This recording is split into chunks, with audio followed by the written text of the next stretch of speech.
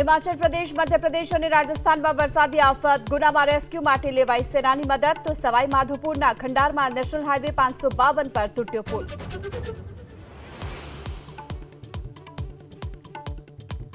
Online आतंकी मॉड्यूलનો ગુજરાત એટીએસે કર્યો પર્દાફાશ। બેંગલુરુથી મહિલા આતંકી શમા પરવીનની ધરપકડ। અલ-કાયદા સાથે જોડાયેલી અને પાકિસ્તાનના સંપર્કમાં હોવાનો આરોપ।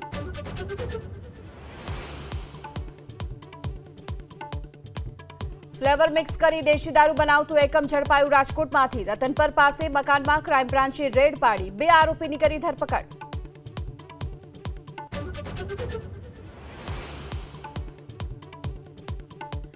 રાસાયણિક ખાતર માટે ખેડૂતો કલાકો સુધી લાઇનમાં ઉભા રહેવા માટે મજબૂર। બનાસકાંઠાના થરાદમાં ખાતરની અછત અને ડેપોમાં માત્ર એક ગાડી જ આવતી હોવાનો ખેડૂતોનો છે આરોપ।